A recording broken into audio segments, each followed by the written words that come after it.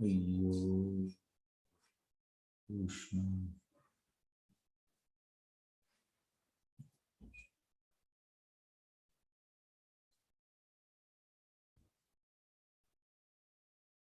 ಅಯ್ಯೋ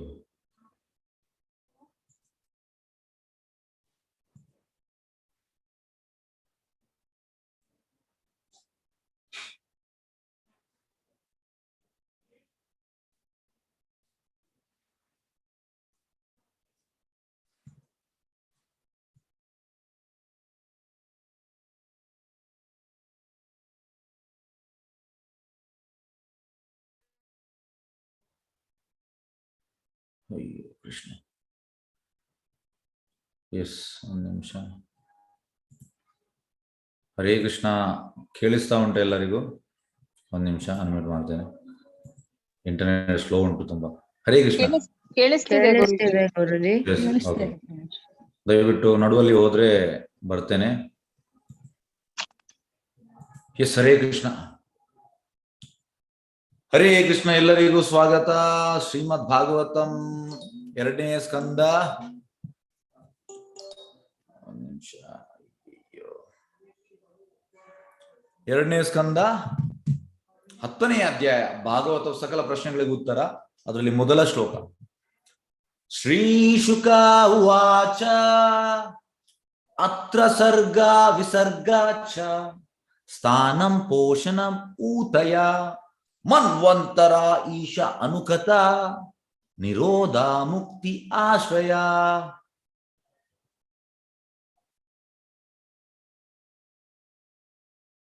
ಎಸ್,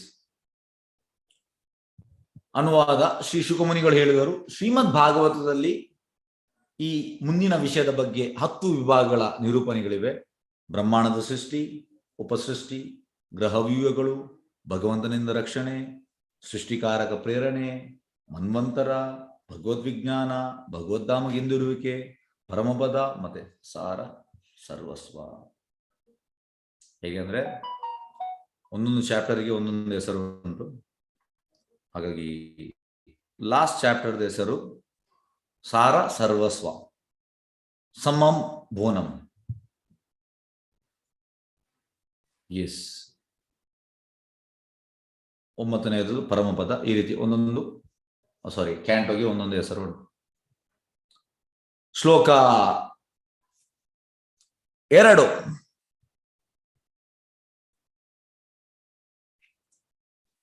ದಶಮಸ್ಯ ವಿಶುದ್ಧಿ ಅರ್ಥಂ ನವಾನಾಂ ಇಹ ಲಕ್ಷಣಂ ವರ್ಣಯಂತಿ ಮಹಾತ್ಮಾನ ಶ್ರುತೇನ ಅರ್ಥೇನ ಚ ಅಂಜಸ. ಸಾರ ಸರ್ವಸ್ವ ದಿವ್ಯತ್ವವನ್ನು ಪ್ರತ್ಯೇಕವಾಗಿರಿಸೋ ಸಾರ ಸರ್ವಸ್ವ ಅಂದ್ರೆ 10th ಚಾಪ್ಟರ್ ಸಮಂಭೋನ. ಉಳಿದವುಗಳ ಲಕ್ಷಣಗಳನ್ನು ಕೆಲವೊಮ್ಮೆ ವೇದ ತೀರ್ಮಾನಗಳನ್ನು ವಿವರಿಸಲಾಗಿದೆ. ಉಳಿದ ಕ್ಯಾಂಟೋಸ್ ಇಂದ ಕೆಲವು ಸಲ ನೇರ ವಿವರಣೆಯಿಂದಲೂ ಮತ್ತು ಕೆಲವು ಸಲ ಮಹರ್ಷಿಗಳ ಕೊಟ್ಟ ಸಂಕ್ಷಿಪ್ತ ವಿವರಣೆಗಳಿಂದಲೂ ವಿವರಿಸಲಾಗಿದೆ. ಅಂದ್ರೆ ಮೇನ್ ಇರುವಂತಹದ್ದು ದಶಮ ಸ್ಕಂದ. ಈಗ ಕೃಷ್ಣನ ಲೀಲೆಗಳಿರುವಂತದ್ದು ದಶಮ ಸ್ಕಂದದಲ್ಲಿ. ಅದು ನಾವು ಡೈರೆಕ್ಟ್ ದಶಮ ಸ್ಕಂದ ನಮ್ಗೆ ಹೋಗ್ಲಿಕ್ಕಿಲ್ಲ. ಹೇಗೆ ಅಂದ್ರೆ ಮೊದಲ 2 ಸ್ಕಂದ ಭಗವಂತನ ಪಾದ, ಫಸ್ಟ್ ಮತ್ತೆ ಸೆಕೆಂಡ್ ಕ್ಯಾಂಟೋ. 3rd ಕ್ಯಾಂಟೋ ಮತ್ತೆ 4th ಕ್ಯಾಂಟೋ ಭಗವಂತನ ಜಂಗ, ಥೈಸ್. 5th ಕ್ಯಾಂಟೋ ಭಗವಂತನ ನಾಭಿ. 6th ಕ್ಯಾಂಟೋ ಭಗವಂತನ ವಕ್ಷಸ್ಥಳ. 7th ಮತ್ತೆ 8th ಕ್ಯಾಂಟೋ ಭಗವಂತನ ಭುಜ. 9th ಕ್ಯಾಂಟೋ ಭಗವಂತನ ಕಂಠ. 10th ಕ್ಯಾಂಟೋ ಭಗವಂತನ ಮುಖ. 11th ಕ್ಯಾಂಟೋ ಭಗವಂತನ ಫೋರೆಡ್, ಕಪೋಲ್. 12th ಕ್ಯಾಂಟೋ ಭಗವಂತನ ಕೂದಲು, ತಲೆಯ ಭಾಗ. ಹಾಗಾಗಿ 10th ಕ್ಯಾಂಟೋ ನಮ್ಗೆ ಅರ್ಥ ಆಗ್ಬೇಕಿದ್ರೆ ನಾವು ಈ ರೀತಿ ಈಗ ನಾವು 2nd ಕ್ಯಾಂಟೋ ಮುಕ್ತಾಯ ಆಲ್ಮೋಸ್ಟ್ ಈ ಮಂತ್ ಅಲ್ಲಿ ಆಗ್ತದೆ. ಪ್ರಭುಪಾದ ಹೇಳುವಂತದ್ದು ಎಲ್ಲಿ ತನಕ ನಾವು ಪ್ಯೂರಿಫೈ ಆಗುದಿಲ್ಲ ಅಲ್ಲಿ ತನಕ ಈ ಮೊದಲ 2 ಕ್ಯಾಂಟೋಗಳನ್ನು ಕಂಟಿನ್ಯೂಸ್ ಓದ್ತಾ ಇರ್ಬೇಕಂತ. ಅಂದ್ರೆ ಲೋಟಸ್ ಫೀಟ್. ಹಾಗೆ ಇಲ್ಲಿ ಬರುವಂತದ್ದು ಸಾರ ಸರ್ವಸ್ವ ಅಂದ್ರೆ 10th ಕ್ಯಾಂಟೋ ಸಮಂಭವನ. ದಿವ್ಯವನ್ನು ಪ್ರತ್ಯೇಕವಾಗಿ ಉಳಿದವುಗಳ ಲಕ್ಷಣ ಕೆಲವೊಮ್ಮೆ ವೇದ ತೀರ್ಮಾನ ವಿವರಿಸಲಾಗಿದೆ, ಕೆಲವು ಸಲ ನೇರ ವಿವರಣೆಯಿಂದಲೂ ಮತ್ತು ಕೆಲವು ಸಲ ಮಹರ್ಷಿಗಳ ಕೊಟ್ಟ ಸಂಕ್ಷಿಪ್ತ ವಿವರಣೆಗಳನ್ನು ವಿವರಿಸಲಾಗಿದೆ. ಈಗ ಥರ್ಡ್ ಶ್ಲೋಕಕ್ಕೆ ಹೋಗುವ. ಶ್ಲೋಕ 3. ಭೂತ ಮಾತ್ರ ಇಂದ್ರಿಯಾಧಿಯಾನ್ ಜನ್ಮ ಸರ್ಗ ಹುದಾಹೃತ ಬ್ರಹ್ಮಣ ಗುಣ ವೈಷ್ಣ್ಯಾತ್ ವಿಸರ್ಗ ಪೌರುಷ ಸ್ಮೃತ. ಅನುವಾದ: ಭೌತ ದ್ರವ್ಯದ 16 ಅಂಶಗಳ ಮೂಲ ರೂಪದ ಸೃಷ್ಟಿಯನ್ನು, ಎಂದರೆ ಪಂಚಭೂತಗಳು 16 ಅಂಶ ಯಾವುದು? ಅಗ್ನಿ, ಜಲ, ಪೃಥ್ವಿ, ವಾಯು, ಆಕಾಶ, ಪಂಚ ಭೂತ ಆಯ್ತು 5. ಮತ್ತೆ ಶಬ್ದ, ರೂಪ, ರಸ, ಗಂಧ, ಸ್ಪರ್ಶ ಮತ್ತೆ ಕಣ್ಣು. ಸಾರಿ, ಶಬ್ದ, ರೂಪ, ರಸ, ಗಂಧ, ಸ್ಪರ್ಶ ಅದೊಂದು 5 15. ಮತ್ತೆ ಕಣ್ಣು, ಕಿವಿಗೆ, ಚರ್ಮ ಅಲ್ಲಿಗೆ 15. ಮತ್ತೆ ಮನಸ್ಸು, ಇದು 16 ಅಂಶ. ಇದಕ್ಕೆ ಸರ್ಗ ಎಂದು ತಿಳಿಯಲಾಗಿದೆ. ಸರ್ಗ ಪ್ರಕೃತಿ ಗುಣಗಳ ಅನಂತರದ ಪರಸ್ಪರ ಕ್ರಿಯೆಯ ಪರಿಣಾಮಗಳನ್ನು ವಿಸರ್ಗ, ಉಳಿದವೆಲ್ಲ ವಿಸರ್ಗ ಎಂದು ಕರೆಯಲಾಗಿದೆ. ಈಗ ಭಾವಾರ್ಥಕ್ಕೆ ಹೋಗುವ. ಭಾವಾರ್ಥ ಬೈ ಡಿವೈನ್ ಗ್ರೇಸ್ ಚರಣಾರವಿಂದ ಭಕ್ತಿ ವೇದಾಂತ ಸ್ವಾಮಿ ಶ್ರೀಲ ಪ್ರಭುಪಾದ್ ಕಿ ಜೈ.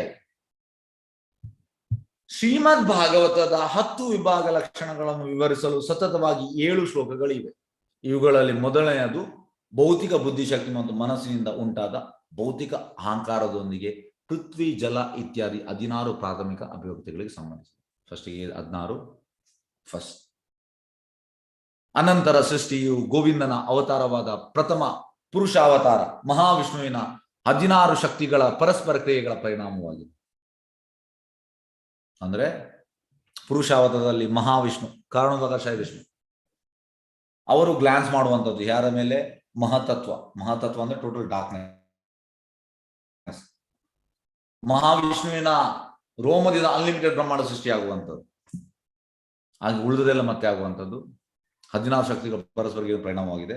ಮುಂದೆ ಬ್ರಹ್ಮನು ಇದನ್ನು ತನ್ನ ಗ್ರಂಥ ಬ್ರಹ್ಮ ಸಂಹಿತೆಯಲ್ಲಿ ಹೀಗೆ ವಿವರಿಸಿದ್ದಾನೆ.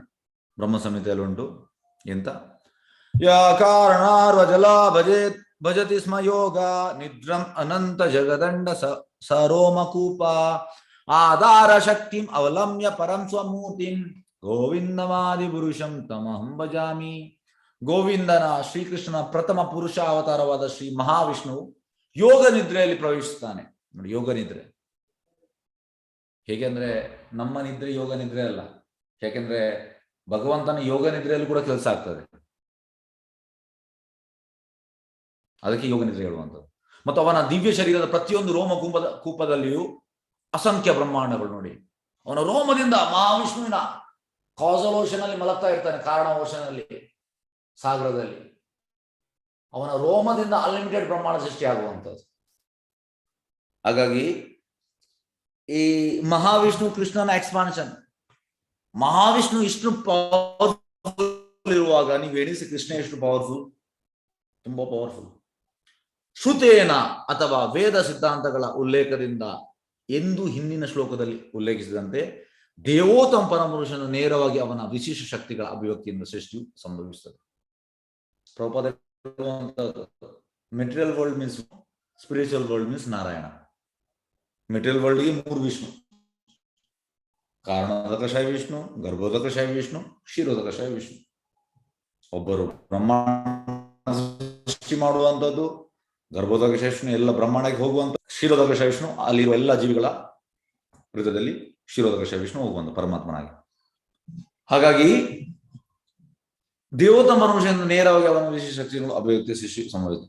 ಅಂತ ವೇದದ ಉಲ್ಲೇಖವಿಲ್ಲದೆ ಸೃಷ್ಟಿಯು ಭೌತ ಉತ್ಪತ್ತಿಯಂತೆ ತೋರುತ್ತದೆ. ಈ ತೀರ್ಮಾನವು ಅಲ್ಪಜ್ಞಾನದಿಂದ ಉಂಟಾಗುತ್ತದೆ. ಹೆಚ್ಚಿನವರು ನಿರಾಕಾರವಾದಿಗಳು ಪ್ರಕೃತಿ ಒಂದು ಶಕ್ತಿ ಉಂಟು, ಪ್ರಕೃತಿ ಎಲ್ಲ ಮಾಡುವುದು ಅವಳು, ಪ್ರಕೃತಿ ಎಂತ ಮಾಡುವಂಥದ್ದು, ಎಲ್ಲ ಮಾಡುವಂಥದ್ದು ಕೃಷ್ಣ.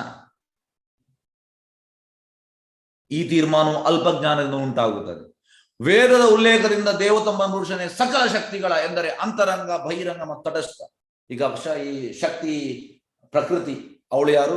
ಬಹಿರಂಗ ಶಕ್ತಿ. ಅಂತರಂಗ ಶಕ್ತಿ ಅಂದ್ರೆ ರಾಣಿ.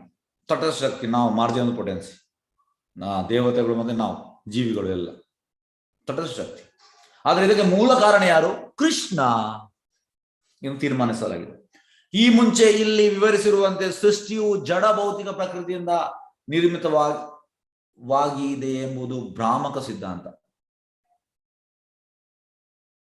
ಅಂದ್ರೆ ಸೈನ್ಸ್ ಹೇಳುವಂಥದ್ದು everything came from matter. Prabhupada ಹೇಳ್ತಾರೆ, ಪ್ರಭುಪಾದ ಒಂದು ಪುಸ್ತಕ ಬರೆದಿದ್ದಾರೆ, life comes from life, matter ಇಂದಲ್ಲ. ಹೇಗೆ ಮ್ಯಾಟರ್ ಇಂದ ಬರುವಂಥದ್ದು? ಡಲ್ ಮ್ಯಾಟರ್ ಇಂದ. ಆದ್ರೆ ನಮ್ಮ so called scientist, so called science, Prabhupada ಹೇಳುವಂಥದ್ದು so called science, it is not science, it is so called science. ನಾವು ಶಾಲಾ ಕಾಲೇಜಲ್ಲಿ ಎಂತ ಕಲಿತೇವೆ ಅದು ಸೋ ಕಾಲ್ಡ್ ಸೈನ್ಸ್. ಯಾಕೆ? ಪ್ರಭುಪಾದ ಹೇಳ್ತಾರೆ, this science is based on theory, Darwin's theory. ಈಗ ನಾವು ಸಂಜೆ the science of self realisation, ಆತ್ಮ ಸಾಕ್ಷಾತ್ಕಾರ ಓದ್ತಾ ಇದ್ದೇವೆ. ಅಲ್ಲಿ ಡಾರ್ವಿನ್ ಥಿಯರಿ ಎಲ್ಲ ಉಂಟು. ಪ್ರಭುಪಾದ ಹೇಳ್ತಾರೆ, is we are not based on theory, we want fact. ಹಾಗಾಗಿ ಲೈಫ್ ಕೇಮ್ ಫ್ರಮ್ ಮ್ಯಾಟರ್ ಹೇಗೆ ಆಗ್ತದೆ? ಆಗುವುದಿಲ್ಲ, ಅದು ತಪ್ಪು. ಹಾಗೆ ಈ ಮುಂಚೆ ಇಲ್ಲಿ ವಿವರಿಸಿದ ಸೃಷ್ಟಿಯು ಜಡ ಭೌತಿಕ ಪ್ರಕೃತಿಯಿಂದ ನಿರ್ಮಿತವಾಗಿದೆ ಎಂಬುದು ಭ್ರಾಮಕ ಸಿದ್ಧಾಂತ. ವೈದಿಕ ಸಿದ್ಧಾಂತವು ದಿವ್ಯ ಜ್ಯೋತಿಯಾಗಿದೆ, ಅವೈದಿಕ ಸಿದ್ಧಾಂತವು ಭೌತಿಕ ಅಂಧಕಾರವಾಗಿದೆ. ನೋಡಿ, ಭೌತಿಕ ಅಂಧಕಾರ. ಪರಮಪ್ರಭುವಿನ ಅಂತರಂಗ ಶಕ್ತಿಯು ಪರಮಪ್ರಭುವಿನಿಂದ ಅಭಿನ್ನವಾಗಿರುತ್ತದೆ. ಅವನ ಬಹಿರಂಗ ಶಕ್ತಿಯು ಅಂತರಂಗ ಶಕ್ತಿಯ ಸಮರ್ಪಕದಿಂದ ಚೈತನ್ಯ ಪಡೆಯುತ್ತದೆ. ಅಂದ್ರೆ ಈ ಮಹಾಮಾಯೆಗೆ ಶಕ್ತಿ ಬರುವಂತದ್ದು ಯೋಗಮಾಯೆಯಿಂದ, ಅಂದ್ರೆ ರಾಧಾರಾಣಿಯಿಂದ. ರಾಧಾರಾಣಿಯಿಂದ ಎಕ್ಸ್ಪಾನ್ಷನ್ ಮಹಾಮಾಯೆ. ಬಹಿರಂಗ ಶಕ್ತಿಯೊಂದಿಗೆ ಸಮರ್ಪಕಗೊಂಡು ಪರಸ್ಪರ ಪ್ರತಿಕ್ರಿಯಿಸುವ ಅಂತರಂಗ ಶಕ್ತಿಯ ವಿಭಿನ್ನಾಂಶಗಳನ್ನು ತಟಸ್ಥ ಅಥವಾ ಜೀವಿಗಳು ಎಂದು ಕರೆಯಲಾಗಿದೆ. ಪರಸ್ಪರ ಪ್ರತಿಕ್ರಿಯಿಸುವ ಅಂತರಂಗ ಶಕ್ತಿಯ ವಿಭಿನ್ನಾಂಶಗಳು, ನಾವೆಲ್ಲ ವಿಭಿನ್ನಾಂಶ ಅಂತರಂಗ ಶಕ್ತಿ, ಅದಕ್ಕೆ ತಟಸ್ಥ ಶಕ್ತಿ ಅಥವಾ ಜೀವಿಗಳೆಂದು ಕರೆಯಲಾಗಿದೆ. ಹೀಗೆ ಮೂಲ ಸೃಷ್ಟಿಯು ನೇರವಾಗಿ ದೇವೋತ್ತಮ ಪರಮಪುರುಷ ಅಥವಾ ಪರಂ ಬ್ರಹ್ಮನಿಂದ ಆಗಿದೆ. ಪರಂ ಬ್ರಹ್ಮ ಯಾರು? ನಿನ್ನೆ ಅರ್ಜುನ ಹೇಳ್ತಾನೆ, ಪರಂ ಬ್ರಹ್ಮ ಪರಂ ಧಾಮ ಪವಿತ್ರಂ ಪರಮಂ. ಯಾರು? ಕೃಷ್ಣ, ಪರಂ ಬ್ರಹ್ಮನ್. ಮತ್ತು ಗೌಣ ಸೃಷ್ಟಿಯು ಮೂಲ ದ್ರವ್ಯಗಳ ಪ್ರತಿಕ್ರಿಯೆಯ ಪರಿಣಾಮವಾಗಿ ಬ್ರಹ್ಮನಿಂದ ಉಳಿದದೆಲ್ಲ secondary creator Brahma, primary creator Krishna. Primary creator Krishna, secondary creator Brahma. ಹಾಗೆ ಸಮಸ್ತ ಬ್ರಹ್ಮಾಂಡದ ಚಟುವಟಿಕೆಗಳು ಪ್ರಾರಂಭವಾಗುತ್ತವೆ. ಶ್ಲೋಕ 4ಕ್ಕೆ ಹೋಗುವ. ಶ್ಲೋಕ 4. ಎಸ್. ಸ್ಥಿತಿ ವೈಕುಂಠ ವಿಜಯ ಪೋಷಣಂ ತತ್ ಅನುಗ್ರಹ ಮನ್ವಂತರಾಣಿ ಸದ್ಧರ್ಮ ಊತಯ ಕರ್ಮ ವಾಸನ. ಅನುವಾದ: ಭಗವಂತನ ನಿಯಮಗಳನ್ನು ಪಾಲಿಸುವುದು ಜೀವಿಗಳಿಗೆ ಸಮರ್ಪಕ ಸ್ಥಿತಿಯಾಗಿದೆ. ಹಾಗೆ ಮಾಡುವುದರ ಮೂಲಕ ದೇವೋತ್ತಮ ಪರಮಪುರುಷನ ರಕ್ಷಣೆಯಲ್ಲಿ ಸಂಪೂರ್ಣ ಮಾನಸಿಕ ಶಾಂತಿಯಿಂದ ಇರಬೇಕು. ಮನುಗಳು ಮತ್ತು ಅವರ ನಿಯಮಗಳು ಜೀವನಕ್ಕೆ ಸರಿಯಾದ ನಿರ್ದೇಶನವನ್ನು ನೀಡಲು ಉದ್ದೇಶಿತವಾಗಿದೆ. ಕಾಮ್ಯಕರ್ಮಗಳ ಅಪೇಕ್ಷೆಯು ಎಲ್ಲ ಕ್ರಿಯೆಗಳಿಗೆ ಪ್ರೇರಣೆಯಾಗಿದೆ. ಫಸ್ಟ್ ಇದೆ ಅಂತ ಸೆಂಟೆನ್ಸ್, ಭಗವಂತನ ನಿಯಮಗಳನ್ನು ಪಾಲಿಸುವುದು ಜೀವಗಳಿಗೆ ಸಮರ್ಪಕ ಸ್ಥಿತಿಯಾಗಿದೆ. ನೋಡಿ, ಹೇಗೆಂದ್ರೆ ಪ್ರಭುಪಾದ ಹೇಳುವಂಥದ್ದು, ಕಲಿಯುಗದಲ್ಲಿ 99.9% ಜನರು ಭಗವಂತನ ರೂಲ್ಸ್ ಅನ್ನು ಫಾಲೋ ಮಾಡೋದಿಲ್ಲ. ಹೇಳ್ತಾರೆ, ನೀನು ಫಾಲೋ ಮಾಡು, ಹೋಗು, ನಿನಗೆ ದೇವರು, ನಮ್ಗೆ ಯಾರು ದೇವರಿಲ್ಲ. ಇದು ಸರಿಯ ತಪ್ಪು? ಪ್ರಭುಪಾದ ಇದಕ್ಕೆ ಅಂತ ಹೇಳ್ತಾರೆ.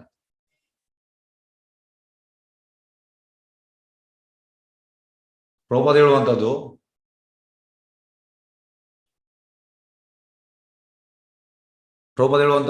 ಎಂತ ಅಂದ್ರೆ, ಟ್ರಾಫಿಕ್ ಪೊಲೀಸ್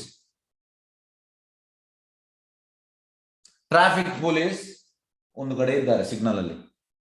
ಈಗ ನಾನು ಹೆಲ್ಮೆಟ್ ಹಾಕಲಿಲ್ಲ, ನನ್ನ ಟ್ರಿಬಲ್ ರೈಟ್. ನಾನು ಎಂತ ಮಾಡುವಂಥದ್ದು? ನಾನು ತಪ್ಪಿಸಿ ಹೋಗ್ತೇನೆ, ಅವ್ರು ವಿಸಿಲ್ ಹೊಡಿತಾರೆ, ನಾನು ನಿಲ್ಲಿಸುವುದಿಲ್ಲ,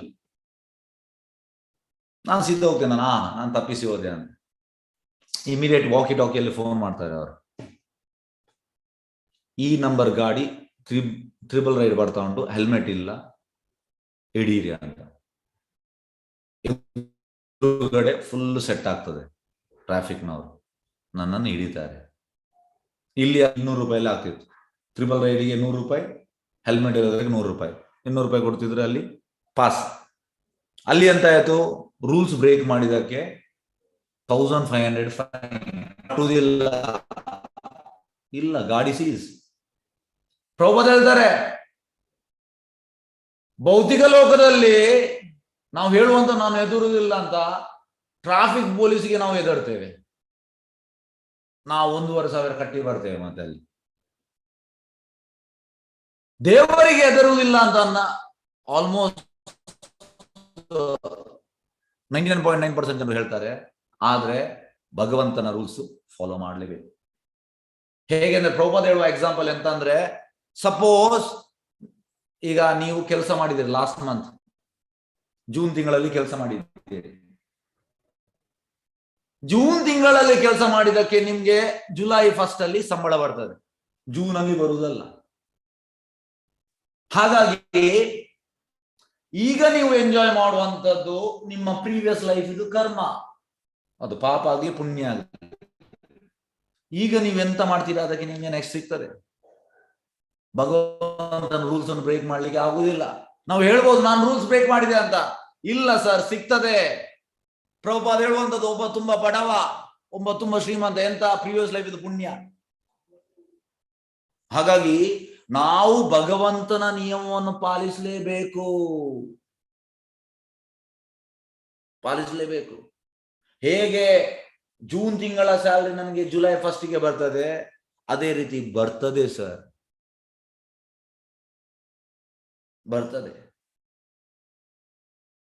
ಇದ್ರ ಅರ್ಥ ಎಂತ ಅಂದ್ರೆ, ಕೆಲವರು ಹೇಳ್ತಾರೆ ಹಾಗಾದ್ರೆ ಎಲ್ಲವೂ ಪ್ರೀ ಡೆಸ್ಟಿನ್, ನಾನು ಯಾಕೆ ಇದು ಮಾಡ್ಬೇಕು? ಇಲ್ಲ.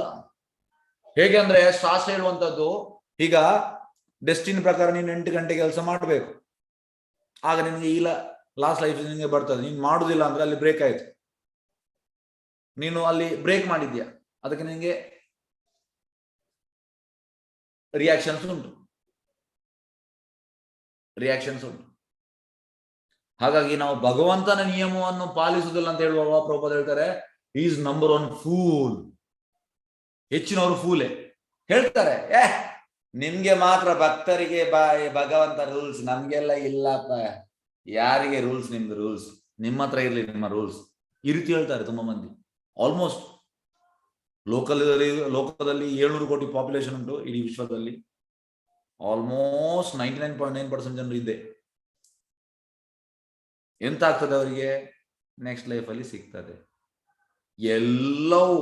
ಎಂತಂದ್ರೆ ಎನಿಸಿ ಕೊಡ್ತಾನೆ ಭಗವಂತ, ಎಲ್ಲವೂ ಸಿಗ್ತದೆ, ಎಲ್ಲಿ ಹೋಗುದಿಲ್ಲ, ಮಾಡಿದೊಂದು ಮಾರಾಯ. ಹಾಗಾಗಿ ನಾವು ಭಗವಂತನ ರೂಲ್ಸ್ ಅನ್ನು ಫಾಲೋ ಮಾಡಲೇಬೇಕು. ಜೀವಿಗಳಿಗೆ ಸಮರ್ಪಕ ಸ್ಥಿತಿಯಾಗಿದೆ. ಹಾಗೆ ಮಾಡುವುದರ ಮೂಲಕ ದೇವೋತ್ತಮ ಪರಮಪುರುಷನ ರಕ್ಷಣೆ, ಸಂಪೂರ್ಣ ಮಾನಸಿಕ ಶಾಂತಿ. ನೋಡಿ, ಟೋಟಲ್ ನಮ್ಗೆ ಅಂದ್ರೆ ಪ್ರಭುಪಾದ್ ಈ ಈಶೋಪನಿಷದಲ್ಲಿ ಹೇಳುವಂಥದ್ದು, you should be recognised by the Lord, you should not be neglected by lord.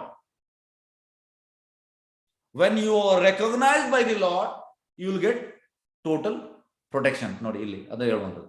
ಹಾಗೆ ಮಾಡುವುದರ ಮೂಲಕ ದೇವೋತ್ತಮ ಪರಮಪುರುಷನ ರಕ್ಷಣೆ, ಸಂಪೂರ್ಣವಾಗಿ ಮಾನಸಿಕ ಶಾಂತಿಯಿಂದ ಇರಬೇಕು.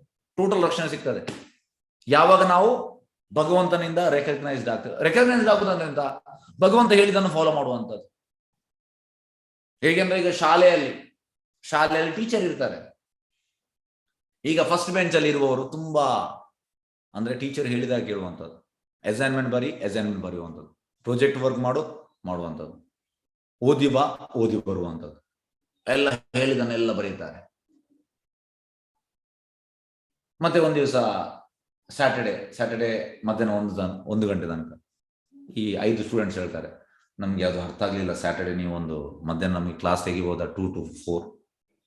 ಎಸ್, ಆಬ್ವಿಯಸ್, ನಾನು ತೆಗಿದ್ದೇನೆ. ಟೀಚರ್ ಹೇಳ್ತಾರೆ, ನಾನು ತೆಗಿದ್ದೇನೆ. ಯಾಕೆ ತೆಗೆಯುವುದಿಲ್ಲ? ಯಾಕೆಂದ್ರೆ ಈ ಸ್ಟೂಡೆಂಟ್ಸ್ನವರು ಒಬೀಡಿಯಂಟ್. ಅದೇ ರೀತಿ ಭಗವಂತನ ರೂಲ್ಸ್ ಫಾಲೋ ಮಾಡಿದರೆ ನಾವು ಭಗವಂತನ ರಕ್ಷಣೆ ಇರ್ತೇವೆ. ಸಂಪೂರ್ಣ ರಕ್ಷಣೆ ಕೊಡ್ತಾನೆ ಭಗವಂತ. ಆದ್ರೆ ನಾವು ಫಾಲೋ ಮಾಡ್ಬೇಕು, ಭಗವಂತ ಹೇಳಿದಾನೆ. ಭಗವಂತ ಭಗವದ್ಗೀತೆಯಲ್ಲಿ ಹೇಳಿದ್ದಾನೆ. ನಾವು ಜಸ್ಟ್ ಎಂತ ಮಾಡ್ಬೇಕು? ಅಪ್ಲೈ ಮಾಡ್ಬೇಕು. ಪ್ರಭುಪಾದ ಹೇಳುವಂಥದ್ದು ಫಸ್ಟ್ ಯು ರೀಡ್ ಶಾಸ್ತ್ರ, ದೆನ್ ಯು ಅಂಡರ್ಸ್ಟ್ಯಾಂಡ್ ಶಾಸ್ತ್ರ. ರೀಡ್ ಶಾಸ್ತ್ರ ಅಂತ ನಾವು ಓದುವಂಥದ್ದು. ಅಂಡರ್ಸ್ಟ್ಯಾಂಡ್ ಹೇಗೆ? ಭಕ್ತರ ಮೂಲಕ. ನಾವು ಓದುವಾಗ ನಮ್ಗೆ ಅರ್ಥ ಆಗುವುದಿಲ್ಲ, ನಾವು ಓದ್ತಾ ಹೋಗ್ತೇವೆ, ಆದ್ರೆ ಅರ್ಥ ಆಗುವುದಿಲ್ಲ. ಯಾಕೆಂದ್ರೆ ನಮ್ಮ ತಲೆಯಲ್ಲಿ ಹಾವು ಉಂಟು, ಇಲ್ಲಿ ಹಗ್ಗ ಉಂಟು, ನಮ್ಗೆ ಅರ್ಥ ಆಗುವುದಿಲ್ಲ. ಹಾಗಾಗಿ understanding through devotees. So you should associate with devotees. First read shastra, understand shastra, then you apply. ಜೀವನದಲ್ಲಿ ನಾವು ಅಳವಡಿಸಬೇಕು. ಈ ಅಪ್ಲೈನಿಂದ ನಿಮಗೆ ರಿಯಲೈಸೇಷನ್ ಬರುವಂತ ಸಾಕ್ಷಾತ್ಕಾರ. ಯಾವಾಗ ಶಾಸ್ತ್ರದಲ್ಲಿ ಎಂತ ಉಂಟು ಅದನ್ನು ನಾವು ಅಪ್ಲೈ ಮಾಡ್ತೇವೆ, ಅಲ್ಲಿ ಬರ್ತದೆ. ಆಗ ನಮಗೆ ಭಗವಂತನ ರಕ್ಷಣೆ ಸಿಗ್ತದೆ. ಈಗ ನಮಗೆ ಭಗವಂತನ ರಕ್ಷಣೆ ಬೇಕು, ಆದ್ರೆ ಭಗವಂತ ಕೊಟ್ಟ ರೂಲ್ಸ್ ಅನ್ನು ನಾವು ಫಾಲೋ ಮಾಡುವುದಿಲ್ಲ. ಇದು ಹೇಗೆ ಆಗ್ತದೆ? ಹೇಗೆ ಅಂದ್ರೆ, ಮರದಲ್ಲಿ ಮಾವಿನ ಹಣ್ಣು ಉಂಟು, ಮಾವಿನ ಕಾಯಿ ಉಂಟು. ನಮ್ಗೆ ಮಾವಿನಕಾಯಿ ಬೇಕು, ಕಲ್ಲು ಹೊಡಿಬಾರದು, ಕಲ್ಲು ಹೊಡೆಯದೇ ಬೀಳ್ಬೇಕು.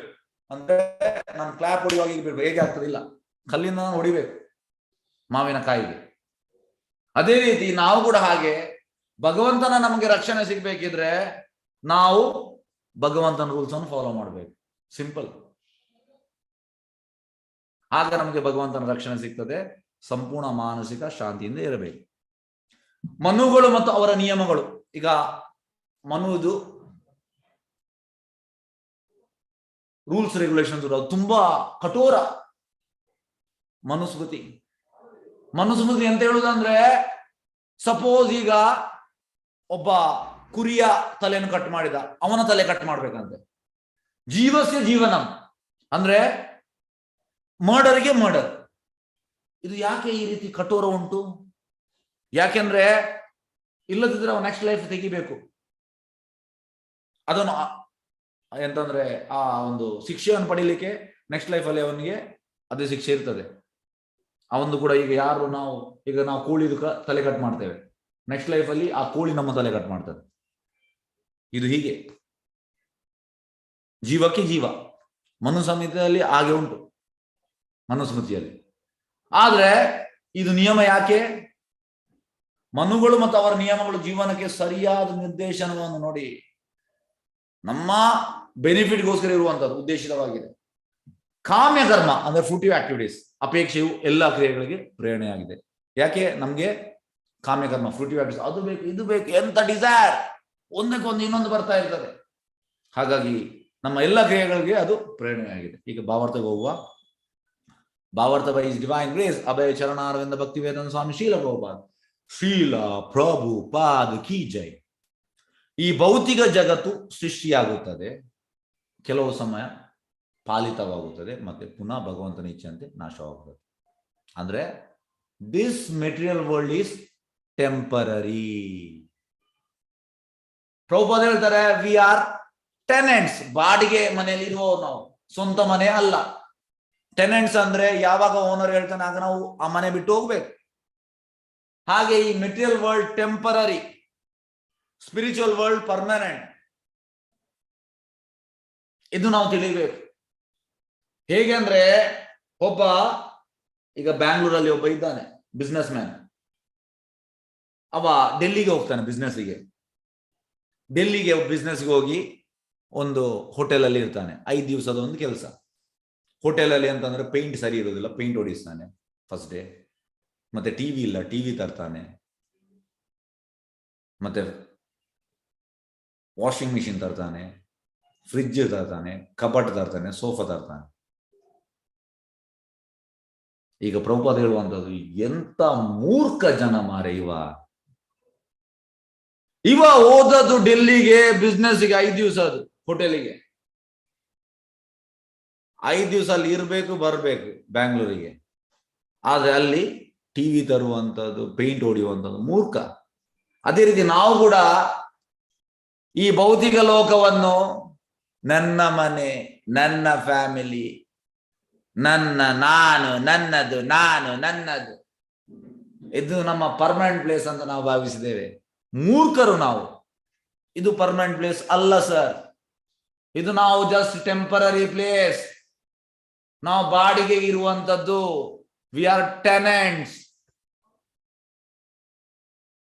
ಸೊ ಎಷ್ಟು ಸಮಯ ನಮ್ಮ ಕೆಲಸ ಅಷ್ಟು ಸಮಯ ಇರುವಂತದ್ದು, ಮತ್ತೆ ಮನೆ ಬಿಟ್ಟು ಹೋಗುವಂಥದ್ದು. ಅಲ್ಲಿದೆ ನನ್ನ ಮನೆ, ಇಲ್ಲಿ ಬಂದೆ ಸುಮ್ಮನೆ. ಅಲ್ಲಿದೆ ಅಂದ್ರೆ ಸ್ಪಿರಿಚುವಲ್ ವರ್ಲ್ಡ್ ಅಲ್ಲಿ ನಿಜವಾದ ಮನೆ. ಇದು ಟೆಂಪರರಿ ಪ್ಲೇಸ್. ಟೆಂಪರರಿ ಪ್ಲೇಸ್ ಅಲ್ಲಿ ನಾವು ಹೇಗೆ ಇರಬೇಕು ಹಾಗೆ ಇರಬೇಕು. ಸೃಷ್ಟಿಯ ಮೂಲ ದ್ರವ್ಯಗಳು ಮತ್ತು ಉಪಸೃಷ್ಟಿಕರ್ತ ಬ್ರಹ್ಮನು ವಿಷ್ಣುವಿನ ಮೊದಲ ಮತ್ತು ಎರಡನೇ ಅವತಾರಗಳಲ್ಲಿ ಸೃಷ್ಟಿಯಾದವು. ಸೃಷ್ಟಿಯ ಮೂಲ ದ್ರವ್ಯ ಮತ್ತು ಉಪಸೃಷ್ಟಿಕರ್ತ ಬ್ರಹ್ಮನು ವಿಷ್ಣುವಿನ ಮೊದಲ ಮತ್ತು ಎರಡನೇ ಅವತಾರ. ಅಂದ್ರೆ ಗರ್ಭೋದಕಶಾಹಿ ವಿಷ್ಣುವಿಂದ ಹುಟ್ಟುವಂಥದ್ದು ಬ್ರಹ್ಮ. ಪ್ರಥಮ ಪುರುಷ ಅವತಾರ ಮಹಾವಿಷ್ಣು, ಫಸ್ಟ್ಗೆ ಮಹಾವಿಷ್ಣು ಎಕ್ಸ್ಪಾನ್ಷನ್. ದ್ವಿತೀಯ ಪುರುಷ ಅವತಾರ ಗರ್ಭೋದ, ಅವನಿಂದ ಎಕ್ಸ್ಪಾನ್ಷನ್ ಗರ್ಭೋದಕಶಾಹಿ ವಿಷ್ಣು, ಅವನಿಂದ ಬ್ರಹ್ಮ, ಗರ್ಭೋದಕಶಾಹಿ ವಿಷ್ಣು ಹೊಕ್ಕಳಿಂದ ಬ್ರಹ್ಮ ಹುಟ್ಟುವಂಥದ್ದು.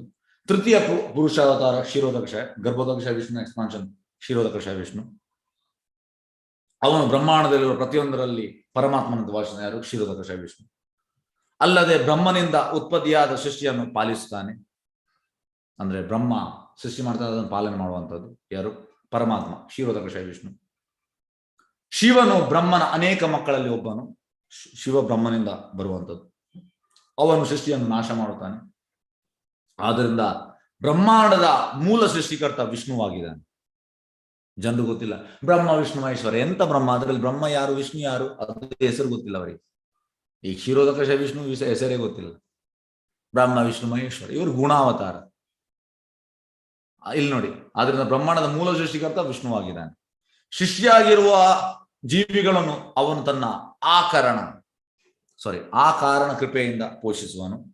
ಹೌದು, ಅಂದ್ರೆ ಕೃಪೆಯಿಂದ ಪೋಷಿಸುವಂಥದ್ದು. ಹಾಗಿರುವುದರಿಂದ ಭಗವಂತನ ವಿಜಯವನ್ನು ಮಾನ್ಯ ಮಾಡುವುದು ಎಲ್ಲ ಬದ್ಧಾತ್ಮನ ಕರ್ತವ್ಯ ಆಗಿದೆ. ಭಗವಂತನ ವಿಜಯವನ್ನು ಮಾನ್ಯ ಮಾಡಬೇಕಂತ ನಾವೆಲ್ಲ ಬದ್ಧಾತ್ಮರು, ನಮ್ಮ ಕರ್ತವ್ಯ. ಹಾಗೆ ಶುದ್ಧ ಭಕ್ತರಾಗಿ ಸದಾ ಕ್ಲೇಶಗಳು ಮತ್ತು ಅಪಾಯಗಳಿಂದ ಈ ಪ್ರಪಂಚದಲ್ಲಿ ನೆಮ್ಮದಿಯನ್ನು ಬದುಕಬೇಕು. ಹೇಗಂದ್ರೆ ಲಕ್ಷ್ಮಿ ಹೇಳುವಂಥದ್ದು ನಿತ್ಯ ಸಿದ್ಧ, ಪೂರ್ವಬದ್ಧ, ಈಗ ಸಿದ್ಧ, ನಿತ್ಯಬದ್ಧ.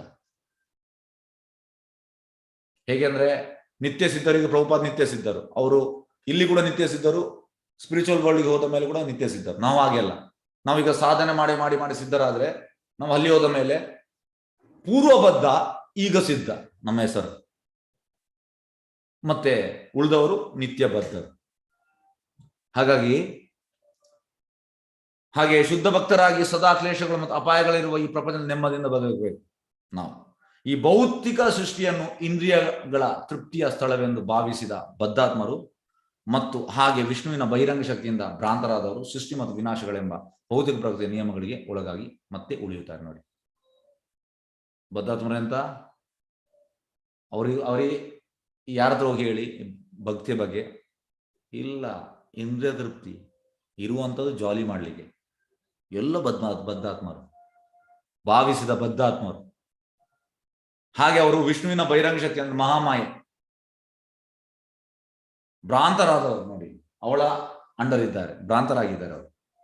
ಸೃಷ್ಟಿ ಮತ್ತು ವಿನಾಶ ಭೌತಿಕ ಪ್ರಕೃತಿ ನಿಯಮಗಳಿಗೆ ಒಳಗಾಗಿ ಅವರು ಹುಟ್ಟುತ್ತಾರೆ, ಸಾಯ್ತಾರೆ, ಹುಟ್ಟುತ್ತಾರೆ, ಪುನರಪಿ ಜನನಂ ಪುನರಪಿ ಮರಣಂ. ಬ್ರಹ್ಮಾಂಡದ ಅತಿ ಮೇಲಿನ ಲೋಕದಿಂದ ಆರಂಭಿಸಿ ಅತಿ ಕೆಳಗಿನ ಪಾತಾಳ ಲೋಕದವರೆಗಿನ ಎಲ್ಲವೂ ನಾಶಗೊಳ್ಳುವಂತಹದ್ದಾಗಿದೆ. ನೋಡಿ, ಎಲ್ಲವೂ ಬ್ರಹ್ಮಲೋಕದಿಂದ ಹಿಡಿದು ಎಲ್ಲ ಪಾತಾಳ ಎಲ್ಲವೂ ನಾಶವಾಗ್ತದೆ.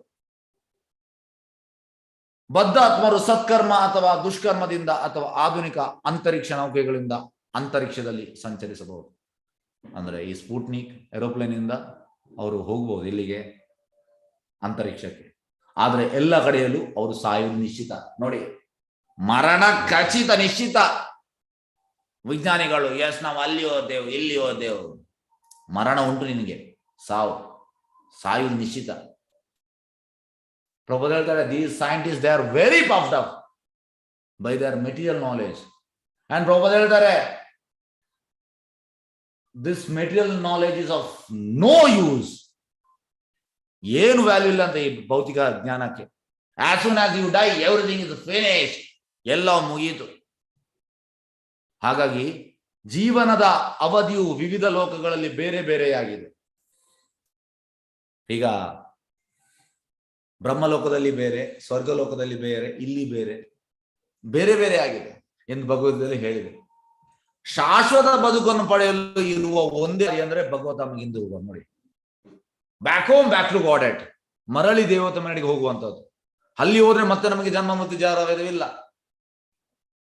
ಹಾಗಾಗಿ ಇದು ನಮ್ಮ ಗುರಿ ಆಗ್ಬೇಕು, ಜೀವನದ ಗುರಿ. The goal of life is to please Krishna and go back home, back to Godhead. Prabhupada ಹೇಳುವಂಥದ್ದು ಇದು ಗುರಿ, ಬೇರೆ ಯಾವುದಲ್ಲ. ಅಲ್ಲಿ ಭೌತಿಕ ಲೋಕಗಳಲ್ಲಿರುವಂತೆ ಮರು ಜನ್ಮವಿರುವುದಿಲ್ಲ. ನೋಡಿ, ಅಲ್ಲಿ ಜನ್ಮ ಮತ್ತು ಜರವ್ಯಾಧಿ ಇಲ್ಲ. ಸ್ಪಿರಿಚುವಲ್ ವರ್ಲ್ಡ್ ಅಲ್ಲಿ ಬದ್ಧಾತ್ಮರು ವೈಕುಂಠ ಪತಿಯೊಡನಿರುವ ತಮ್ಮ ಸಂಬಂಧವನ್ನು ಮರೆತು ಕಾರಣದಿಂದಾಗಿ ಈ ಬಹುಸಾಮಾನ್ಯ ಸಂಗತಿಯನ್ನು ಅರಿಯದೆ ಈ ಭೌತಿಕ ಜಗತ್ತಿನಲ್ಲಿ ಶಾಶ್ವತ ಜೀವನಕ್ಕಾಗಿ ಯೋಜನೆ ಮಾಡಲು ಪ್ರಯತ್ನಿಸ್ತಾರೆ. ಎಂತೆಂತ ಪ್ಲಾನ್ ಅಪ್ಪ ಇದು ವಿಜ್ಞಾನಿಗಳದು, ಎಂತೆಂತ ಪ್ಲಾನ್. ಯಾಕೆ? ಭಗವಂತನನ್ನು ಮರೆತು ಬಿಟ್ಟಿದ್ದಾರೆ. ಬದ್ಧಾತ್ಮರು ವೈಕುಂಠ ಪತಿಯೊಳಗಿನ ತಮ್ಮ ಸಂಬಂಧ, ಆಕ್ಚುಲಿ ಭಗವಂತನೊಟ್ಟಿಗೆ ನಮ್ಮ ನಿಜವಾದ ಶಾಶ್ವತ ಸಂಬಂಧ ಉಂಟು, ನಾವು ಮರೆತು ಬಿಟ್ಟಿದ್ದೇವೆ ಭಗವಂತನೊಟ್ಟಿಗೆ ಸಂಬಂಧ. ಹಾಗಾಗಿ ನಾವು ಶಾಶ್ವತ ಜೀವನಕ್ಕಾಗಿ ಯೋಜನೆ ಮಾಡ್ತಾ ಇದ್ದೇವೆ, ಶಾಶ್ವತ ಜೀವನ ಸಿಗ್ತಾ ಇಲ್ಲ. ಬಹಿರಂಗ ಶಕ್ತಿಯಿಂದ ಭ್ರಮಿತರಾಗಿ ಭಗವದ್ಧಾಮಕ್ಕೆ ಹಿಂದಿರುಗಲು ತಾವು ಉದ್ದೇಶಿತರೆಂಬುದನ್ನು ಮರೆತು ಅವರು ಹಾಗೆ ಆರ್ಥಿಕ ಮತ್ತು ಧಾರ್ಮಿಕ ಪ್ರಗತಿಯ ನಾನಾ ಬಗೆಗಳಲ್ಲಿ ತೊಡಗುತ್ತಾರೆ. ಅಂದ್ರೆ ಎಕನಾಮಿಕ್ ಡೆವಲಪ್ಮೆಂಟ್ ಮತ್ತೆ ರಿಲಿಜಿಯಸ್ ಇದರ ಹಿಂದೆ ಇದ್ದಾರೆ. ಅವ್ರಿಗೆ ಗೊತ್ತಿಲ್ಲ, ಜೀವನದ ಗುರಿ ಗೊತ್ತಿಲ್ಲ. ಯಾಕೆ? ಬಹಿರಂಗ ಶಕ್ತಿ, ಮಹಾಮಾಯ, ಭ್ರಮಿತರಾಗಿದ್ದಾರೆ. ನಾವು ಇರುವಂತದ್ದು ಭಗವದ್ಧಾಮಕ್ಕೆ ಹೋಗ್ಲಿಕ್ಕೆ ಗೊತ್ತಿಲ್ಲ ಅವರಿಗೆ, ಮನುಷ್ಯ ಜನ್ಮ ಇರುವಂತದ್ದು ಅದಕ್ಕೆ. ಆದ್ರೆ ಬೇರೆ ಬೇರೆ ವಿಷಯದಲ್ಲಿ ಇನ್ವಾಲ್ವ್ ಆಗಿದ್ದಾರೆ, ಇಂದ್ರಿಯ ಸುಖದಲ್ಲಿ. ಮಾಯೆಯ ಪ್ರಭಾವದಿಂದ ಆಗಿರುವ ಈ ವಿಸ್ಮೃತಿಯು ಎಷ್ಟು ಪ್ರಬಲವಾದುದೆಂದರೆ ಬದ್ಧಾತ್ಮರು ಭಗವದ್ಧಾಮವನ್ನು ಎಂದು ಬಯಸುವುದಿಲ್ಲ, ಇಚ್ಛೆ ಇಲ್ಲ. ನೀವು ಹೋಗಿ ಹೇಳಿ ಅಂತೆ, ಹೋಗಿ ಹೇಳಿ, ಇವತ್ತು ಹೋಗಿ ಹೇಳಿ ಭಗವದ್ಧಾಮಕ್ಕೆ. ಭಗವದ್ಧಾಮ ಹುಚ್ಚು. ಎಂತಾಯ್ತಂದ್ರೆ ಇದಕ್ಕೊಂದು ಉದಾಹರಣೆ ಹೇಳ್ತೇನೆ. Prabhupad 1950 Prabhupad league of devotees ಝಾನ್ಸಿಯಲ್ಲಿ ಮಾಡಿದ್ರು. ಆಗ ಪ್ರಭುಪಾದ ಒಬ್ಬನಿಗೆ ಹೇಳ್ತಾರೆ, ಈ easy journey to other planets ಅಂದ್ರೆ ಇತರ ಲೋಕಗಳಿಗೆ ಸುಗಮ ಪ್ರಯಾಣ, ಆ ಪುಸ್ತಕವನ್ನು ಕೊಡ್ತಾರೆ. ಈ ಪುಸ್ತಕ ಓದಿದ್ರೆ ನಿನಗೆ ಆರಾಮ್ಸೆ ನಿನಗೆ ವೈಕುಂಠಕ್ಕೆ ಹೋಗ್ಬೋದು ಅಂತ ಹೇಳ್ತಾರೆ. ಅವ ಹೇಳುವಂತದ್ದು, ಸ್ವಾಮೀಜಿ ನೀವೀಗ ವೈಕುಂಠಕ್ಕೆ ಹೋಗ್ಲಿಕ್ಕೆ ಉಂಟಂತ ಹೇಳ್ತೀರಿ, ಈಗ ನಾನು ವೈಕುಂಠ ಹೋದ್ರೆ ಮತ್ತೆ ಇಲ್ಲಿ ಬರ್ಲಿಕ್ಕೆ ಆಗ್ತದ? ಇಲ್ಲ, ಆಗ ನನಗೆ ಈ ಪುಸ್ತಕ ಬೇಡ. ಜನರಿಗೆ ಇಂಟ್ರೆಸ್ಟೇ ಇಲ್ಲ, ವೈಕುಂಠ ಎಂತಂತ ಗೊತ್ತಿಲ್ಲ, ಅದರ ಇಂಟ್ರೆಸ್ಟೇ ಇಲ್ಲ ಅವರಿಗೆ ಇಲ್ಲಿಯೇ. ಹೇಗೆ ಅಂದ್ರೆ, ಇದಕ್ಕೆ ಇನ್ನೊಂದು ಎಕ್ಸಾಂಪಲ್ ಹೇಳ್ತೇನೆ. ಇದು ಇಂದ್ರನ ಎಕ್ಸಾಂಪಲ್. ಇಂದ್ರ ಒಮ್ಮೆ ತಪ್ಪು ಮಾಡ್ತಾನೆ, ಹಾಗಾಗಿ ಅವ ಹಂದಿ ಆಗ್ತಾನೆ. ನೋಡಿ, ಇಂದ್ರ ಮಾಮೂಲಿ ಪೋಸ್ಟ್ ಅಲ್ಲ, ದೊಡ್ಡ ಪೋಸ್ಟ್. ಇಂದ್ರನ ನಾವು ಕ್ರಿಟಿಸೈಸ್ ಮಾಡುವ ನಮ್ಗೆ ರೈಟ್ಸ್ ಇಲ್ಲ. ಯಾಕೆಂದ್ರೆ ಸರಿಯಾದ ಇಂದ್ರ ಇಲ್ಲದಿದ್ರೆ ಕೃಷ್ಣನೇ ಇಂದ್ರನಾಗಿ ಇನ್ಕಾರ್ನೇಷನ್ ಆಗ್ತಾನೆ. ಹಾಗಾಗಿ ಹಂದಿ ಆಗ್ತಾನೆ. ಕಡೆಗೆ ಬ್ರಹ್ಮ ಬಂದು ಕೃಷ್ಣ ಅಂತ ಹೇಳ್ತಾನೆ, ಅವನ ಶಾಪವನ್ನು ಮುಕ್ತಾಯ ಮಾಡುವ. ಅದಕ್ಕೆ ಕೃಷ್ಣ ಹೇಳ್ದ, ಹೋಗಿ ಕರೆದು ಬಾ ಅವನನ್ನು ಅಂತ ಹೇಳ್ದ. ಬ್ರಹ್ಮ ಬರ್ತಾನೆ. ಬ್ರಹ್ಮ ಬಂದು ಇಂದ್ರನಿಗೆ ಹೇಳ್ತಾನೆ, ನಿನ್ನ ಶಾಪ ಮುಕ್ತಾಯ ಆಯ್ತು, ನಿನ್ ವಾಪಸ್ ಬರ್ಬೋದು ಸ್ವರ್ಗಕ್ಕೆ. ಅದಕ್ಕೆ ಇಂದ್ರ ಹೇಳುವಂಥದ್ದು, ನಾನಿಲ್ಲಿ ಖುಷಿಯಾಗಿದ್ದೇನೆ. ಅವನ ಹೆಂಡತಿಯನ್ನು ತೋರಿಸ್ತಾನೆ, ಮಕ್ಕಳನ್ನು ತೋರಿಸ್ತಾನೆ. ಹಂದಿ. ಪ್ರಭುಪಾದ ಹೇಳ್ತಾರೆ, ಎಂತ ಖುಷಿ, ಹಂದಿ ತಿನ್ನುವಂಥದ್ದು ಮಲ. ಅದೇ ರೀತಿ ಜನರು ಎಲ್ಲ ಭೌತಿಕ ಲೋಕದಲ್ಲಿ ಮಾಡುವಂಥದ್ದು ಬೇಡದಾದ್ರೆ ನಾನು ಖುಷಿಯಾಗಿದೆ. ಎಂತ ಭಗವದ್ಧಾಮ ಯಾಕೆ? ಎಂತ ನಿಂದ ಭಗವದ್ಧಾಮ? ನಿಂದು ಹುಚ್ಚು. ನಾನಿಲ್ಲಿ ಖುಷಿಯಲ್ಲಿದ್ದೇನೆ. ಪ್ರಭುಪಾದ ಹೇಳುವಂಥದ್ದು, ಇವನ್ ದೋ ಈಸ್ ಇನ್ ಅಬಾಮಿನೇಬಲ್ ಕಂಡೀಷನ್, ಈ ಥಿಂಗ್ಸ್ ಈಸ್ ಪರ್ಫೆಕ್ಟ್. ಜನರಿಗೆ ಗೊತ್ತಿಲ್ಲ ಇದು. ಸಾವು ಬರುವಾಗ ಸೀರಿಯಸ್ ಆಗ್ತಾರೆ, ಕೂಗ್ತಾರೆ, ಮತ್ತೆ ನಮ್ಮ ನೆಕ್ಸ್ಟ್ ಡೇ ಮರೀತಾರೆ ಎಲ್ಲವ. ಕ್ಲೋಸ್ ಒನ್, ಹೆಂಡತಿ ತೀರುವಾಗ, ಗಂಡ ಸಾಯುವಾಗ, ಮಕ್ಕಳು ಸಾಯುವಾಗ ಒಂದು 4 ದಿವಸ ಫುಲ್ ಸೀರಿಯಸ್ ಆಗ್ತಾರೆ, ಮತ್ತೆ ಸೇಮ್ ನಾಯಿ ಬಾಲಡೊಂದು. ಯಾಕೆಂದ್ರೆ ಜನರಿಗೆ ಇಂಟ್ರೆಸ್ಟ್ ಇಲ್ಲ ಭಗವದ್ಧಾಮದ ಬಗ್ಗೆ. ಉಳಿದದೆಲ್ಲ ಇಂದ್ರಿಯ ಸುಖದ ಬಗ್ಗೆ ಇಂಟ್ರೆಸ್ಟ್ ಉಂಟು. ಹಾಗಾಗಿ ಮಾಯ ಪ್ರಭಾವದಿಂದ ಆಗಿರುವ ವಿಸ್ಮೃತಿಯ ಎಷ್ಟು ಪ್ರಬಲವಾದುದು ಅಂದರೆ ಬದ್ಧಾತ್ಮರು ಭಗವದ್ಧಾಮವನ್ನು ಎಂದೂ ಬಯಸುವುದಿಲ್ಲ. ಇಂದ್ರಿಯ ಭೋಗದಿಂದಾಗಿ ಅವರು ಮತ್ತೆ ಮತ್ತೆ ಹುಟ್ಟು ಮತ್ತು ಸಾವುಗಳಿಗೆ ಬಲಿಯಾಗುತ್ತಾರೆ. ಪುನರಾಪಿ ಜನನ, ಪುನರಾಪಿ ಮರಣ. ನೆಕ್ಸ್ಟ್ ನೀನು ನಾಯಿ ಆಗು, ನೆಕ್ಸ್ಟ್ ನೀನು ಬೆಕ್ಕು ಆಗು, ಏನೆಲ್ಲ ಆಗ್ತಾರೆ. ನೆಕ್ಸ್ಟ್ ಇರುವೆ ಆಗ್ತದೆ, ಈ ಹಾವು ಆಗ್ತಾರೆ, ಕಪ್ಪೆ ಆಗ್ತಾರೆ, ಅವನ ಕರ್ಮಾನುಸಾರ. ಆದ್ರೆ ಭಗವದ್ಧಾಮದ ಇಂಟ್ರೆಸ್ಟ್ ಇಲ್ಲ ಅವನಿಗೆ. ಈಗ ಒಂದು ಕ್ಲಾಸ್ ಉಂಟು, ಭಾಗವತಂ ಕ್ಲಾಸ್. ನಾವು ಎಲ್ಲ ಊರಿನಲ್ಲಿ ಒಂದು 10 ಲಕ್ಷ ಜನ ಇದ್ರೆ ಅದರಲ್ಲಿ 20 ಜನ ಬರ್ತಾರೆ, ಉಳಿದವ್ರಿಗೆ ಇಂಟ್ರೆಸ್ಟ್ ಇಲ್ಲ. ಎಂತ ಭಾಗವತಂ, ಭಾಗವತಂ ಅವ ಮಾಡ್ಲಿ ಅಪ್ಪ ಒಂದು ಭಾಗವತಂ. ಯಾಕಂದ್ರೆ ಜನರಿಗೆ ಆಸಕ್ತಿ ಇಲ್ಲ. ನೆಕ್ಸ್ಟ್ ಲೈಫ್ ಇರುವೆ, ಎಂತದು ಕ್ರಿಮಿ, ಎಂತದ್ದು ಆಗ್ತಾನೆ, ರೆಡಿಯಾಗಿರ್ಲಿ. ಶಾಸ್ತ್ರ ಅದನ್ನೇ ಹೇಳುವಂಥದ್ದು ನೋಡಿ. ಇಂದ್ರಿಯ ಭೋಗದಿಂದ ಮತ್ತೆ ಮತ್ತೆ ಹುಟ್ಟು ಮತ್ತು ಸಾವುಗಳಿಗೆ ಬಲಿಯಾಗುತ್ತಾರೆ. ಮತ್ತೆ ಹಾಗೆ ವಿಷ್ಣುವಿನ ಬಳಿಗೆ ಹಿಂದಿರುಗುವ ಅವಕಾಶವಾದ ಮಾನವ ಜನ್ಮವನ್ನು ಹಾಳು ಮಾಡಿಕೊಳ್ಳುತ್ತಾರೆ. ಪ್ರಭುಪಾದ ಹೇಳುವಂತದ್ದು, ಈಗ ಇಲ್ಲಿ ಟೇಬಲ್ ಅಲ್ಲಿ ತುಂಬಾ ಪೇಪರ್ ಉಂಟು, ಜೋರ್ ಫ್ಯಾನ್ ಹಾಕಿದ್ದೇನೆ, ಪೇಪರ್ ಎಲ್ಲ ಆಚೆ ಹಾಕ್ತೇನೆ. ನಾನು ಎಂತ ಮಾಡ್ತೇನೆ, ನನ್ನ ಐಫೋನ್ 1,30,000 ಐಫೋನ್ ಅವನಿಗೆ ಅದ್ರ ಪೇಪರ್ ವೇಟ್ ಆಗಿ ಇಡ್ತೇನೆ. ನಾನು ಮೂರ್ಖ. ನಾನು ಸ್ಟೇಷನರಿಲಿ ಹೋಗಿ ಅಲ್ಲಿ ಒಂದು ಪೇಪರ್ ವೇಟ್ ತೆಗಿಬೇಕು, ಅದಕ್ಕೆ 40 ರೂಪಾಯಿ. ಆದ್ರೆ ನಾನು 1,30,000 ಮೊಬೈಲ್ ಅನ್ನು ಇಲ್ಲಿ ಪೇಪರ್ ವೇಟ್ ಆಗಿ ಇಟ್ಟಿದ್ದೇನೆ. ಅದೇ ರೀತಿ ಮಾನವ ಜನ್ಮ ಇರುವಂತದ್ದು ಭಗವದ್ಧಾಮಕ್ಕೆ ಹೋಗ್ಲಿಕ್ಕೆ. ಆದ್ರೆ ನಾವು ಈ ಮಾನವ ಜನ್ಮವನ್ನು ಬೇರೆ ಬೇರೆ ವಿಷಯಕ್ಕೆ ಯೂಸ್ ಮಾಡ್ತಾ ಇದ್ದೇವೆ. ಆಹಾರ, ನಿದ್ರಾ, ಭಯ, ಮೈಥುನ, ಪಶುಭಿ ಸಮಾನ. ತಿನ್ಲಿಕ್ಕೆ, ಮಲಗ್ಲಿಕ್ಕೆ, ಕೂಡಿಡ್ಲಿಕ್ಕೆ, ಸೆಕ್ಸ್ ಮಾಡ್ಲಿಕ್ಕೆ. ಇದು ಪಶುಗಳು ಕೂಡ ಮಾಡ್ತದೆ, ನಾವು ಕೂಡ ಅದೇ ಮಾಡಿದ್ರೆ ನಮ್ಗೆ ಮತ್ತೆ ಪ್ರಾಣಿಗಳಿಗೆ ಏನು ವ್ಯತ್ಯಾಸ? ಸ ಏವ ಗೋಕರ ಹೇಳುವಂಥದ್ದು, no better than ass and cow.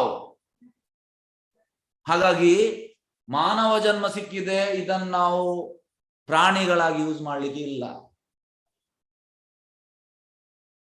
ಮತ್ತೆ ಹಾಗೆ ವಿಷ್ಣುವಿನ ಬಳಿ ಹಿಂದಿರುಗುವ ಅವಕಾಶವಾದ ಮಾನವ ಜನ್ಮವನ್ನು ಹಾಳು ಮಾಡಿಕೊಳ್ತಾ ಇದ್ದಾರೆ ಜನರು. ಬೇರೆ ಬೇರೆ ಯುಗಗಳು ಮತ್ತು ಕಲ್ಪಗಳಲ್ಲಿ ಮನುಗಳಿಂದ ರಚಿತವಾದ ನಿರ್ದೇಶಕ ಗ್ರಂಥಗಳನ್ನು ಸದ್ಧರ್ಮ ಮಾನವ ಜೀವಿಗಳಿಗೆ ಉತ್ತಮ ಮಾರ್ಗದರ್ಶನವೆಂದು ಕರೆಯಲಾಗಿದೆ. ನೋಡಿ, ಈ ಶಾಸ್ತ್ರ ಇರುವಂಥದ್ದು ಯಾಕೆ? ನಾವು ಅದರಿಂದ ಓದಿ ತಿಳಿಯಲಿಕ್ಕೆ. ನಮ್ಗೆ ಮಾರ್ಗದರ್ಶನ ಇದು. ಡೈಲಿ ನಾವು ಭಾಗವತ ಕೇಳ್ತಾ ಇದ್ದೇವೆ. ನಾವು ಈ ಒಂದಲ್ಲ ಒಂದು ದಿವಸ ಸೀರಿಯಸ್ ಆಗ್ತೇವೆ. ನಾವು ಇವತ್ತು ಸೀರಿಯಸ್ ಆಗಿದ್ರೆ ಒಂದಲ್ಲ ಒಂದು ದಿವಸ ಆಗ್ತೇವೆ. ಮಾನವರು ತಮ್ಮ ಸ್ವಂತ ಆಸಕ್ತಿಗಾಗಿ, ಬದುಕಿನ ಸಫಲ ಮುಕ್ತಾಯಕ್ಕಾಗಿ ಎಲ್ಲ ಅಪೌರುಷ ಧರ್ಮಗ್ರಂಥಗಳ ಪ್ರಯೋಜನವನ್ನು ಪಡೆಯಬೇಕು. ನೋಡಿ, ಈ ಭಾಗವತಂ ಇರುವಂಥದ್ದು, ಭಗವದ್ಗೀತೆ ಇರುವಂಥದ್ದು ಯಾಕೆ? ನಮಗೋಸ್ಕರ. ಪ್ರಭುಪಾದ ಹೇಳುವಂಥದ್ದು, daily you should read and you should do smaranam. You should make points and you should think how it relates to me. ಈ ರೀತಿ ನಾವು ಮಾಡ್ಬೇಕು ಶಾಸ್ತ್ರವನ್ನು ಓದಿ.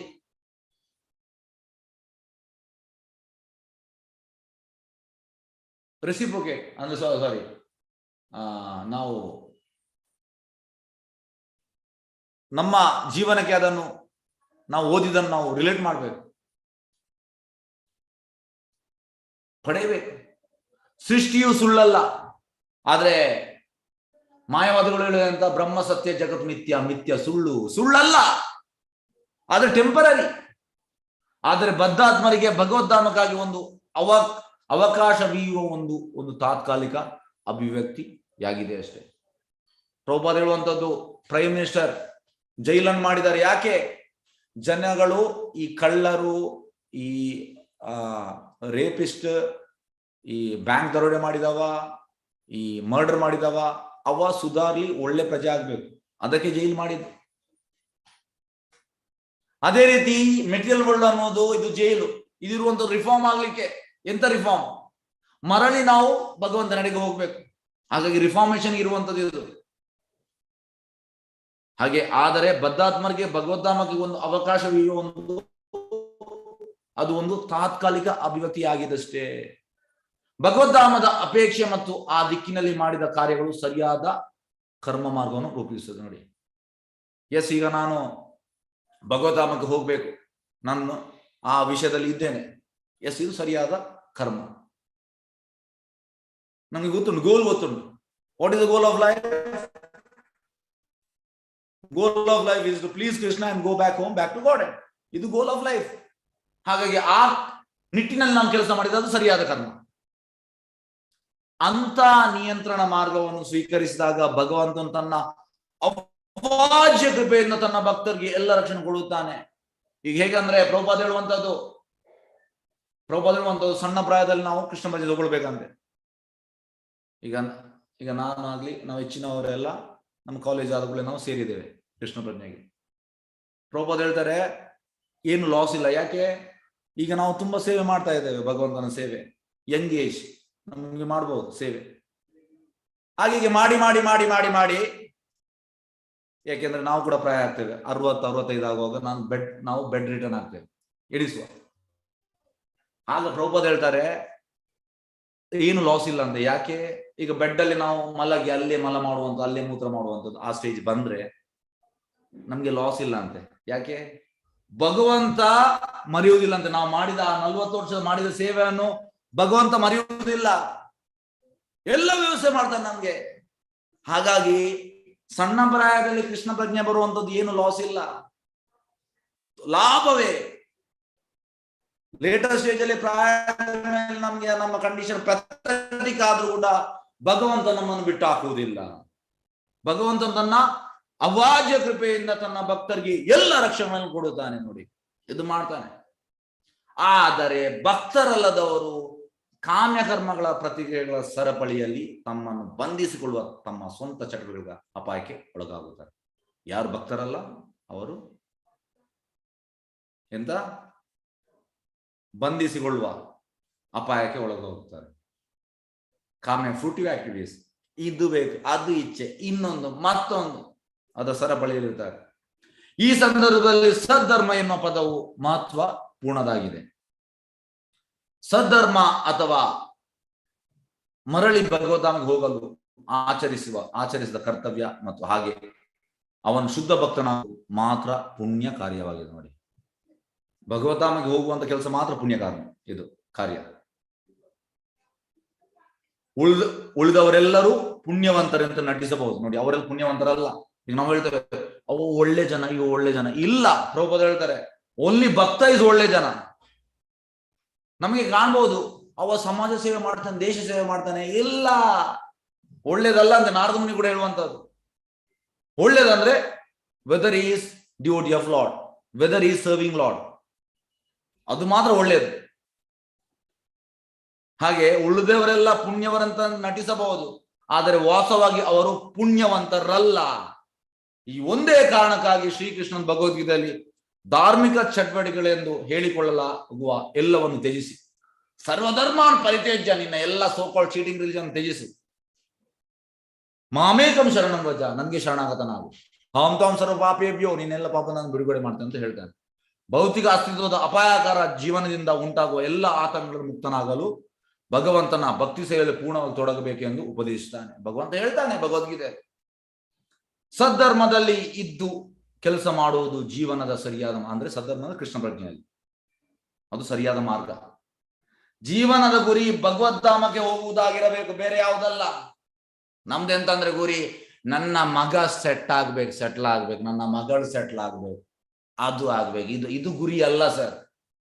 ಹೇಗೆಂದ್ರೆ ಪ್ರಾಣಿಗಳು ಕೂಡ ಹುಟ್ಟಿಸ್ತದೆ, ಅದರಲ್ಲಿ ಕೂಡ ಅವರು ಸೆಟ್ ಆಗ್ತಾರೆ ಮಕ್ಕಳು, ಪ್ರಾಣಿಗಳ ಮಕ್ಕಳು ಕೂಡ. ಅದಕ್ಕೆ ನಾವು ಆ ರೀತಿ ಯೋಚನೆ ಮಾಡ್ಬೇಕಂತಿಲ್ಲ. ನಮ್ಮ ಯೋಚನೆ ಅದು, ನಮ್ಮ ಯೋಚನೆ ಎಂತ ಜೀವನದ ಗುರಿ ಭಗವದ್ಧಾಮಕ್ಕೆ ಹೋಗುವುದಾಗಿರಬೇಕು. ಭೌತಿಕ ಜಗತ್ತಿನಲ್ಲಿ ತಾತ್ಕಾಲಿಕ ಅಸ್ಯುತಕ್ಕಾಗಿ ಒಳ್ಳೆ ಅಥವಾ ಕೆಟ್ಟ ಶರೀರವನ್ನು ಪಡೆಯುತ್ತಾ ಮತ್ತೆ ಮತ್ತೆ ಹುಟ್ಟು ಮತ್ತು ಸಾವುಗಳಿಗೆ ಗುರಿಯಾಗಬಾರದು. ನೋಡಿ, ಅಂದ್ರೆ ಒಳ್ಳೆ ಪುಣ್ಯ ಮಾಡಿದ್ರೆ ಒಳ್ಳೆ ಸಿಗ್ತದೆ, ಪಾಪ ಮಾಡಿದ್ರೆ ಕೆಟ್ಟದ್ದು ಸಿಗ್ತದೆ. ಹಾಗಾಗಿ ಒಬ್ಬನಿಗೆ ಎಂತ ಅಂದ್ರೆ ತುಂಬಾ ವೀಕ್ ಆದ, ಅಂದ್ರೆ ರೋಗ ಇರುವ ಶರೀರ ಸಿಗ್ತದೆ, ತುಂಬಾ ಪೋಲಿಯೋ ತರ. ಯಾಕೆ? ಲಾಸ್ಟ್ ಲೈಫ್ ಅಲ್ಲಿ ತುಂಬಾ ಕೆಟ್ಟದ್ದು ಮಾಡಿದ್ದಾನೆ. ಒಬ್ಬನಿಗೆ ಒಳ್ಳೆ ಶರೀರ ಸಿಗ್ತದೆ, ಯಾಕೆ? ಲಾಸ್ಟ್ ಲೈಫ್ ಪುಣ್ಯ ಮಾಡಿದಾಗ. ಲಾಸ್ಟ್ ಲೈಫ್ ಅಷ್ಟೇ ಪಡೆಯುತ್ತಾ ಮತ್ತೆ ಮತ್ತೆ ಹುಟ್ಟು ಮತ್ತು ಸಾವುಗಳಿಗೆ ಗುರಿಯಾಗಬಾರದು. ಇಲ್ಲಿ ಮಾನವ ಜನ್ಮದ ಬುದ್ಧಿಶಕ್ತಿ ಎಡಗಿದೆ ಮತ್ತು ಈ ಮಾರ್ಗದಲ್ಲಿ ವ್ಯಕ್ತಿಯು ಬದುಕಿನ ಚಟುವಟಿಕೆಗಳನ್ನು ಅಪೇಕ್ಷಿಸಬೇಕು. ಮಾನವ ಜನ್ಮ ಶ್ರೇಷ್ಠ ಜನ್ಮ, ಇದನ್ನು ನಾವು ಕೃಷ್ಣ ಪ್ರಜ್ಞೆಗೆ ಬಳಸಬೇಕು.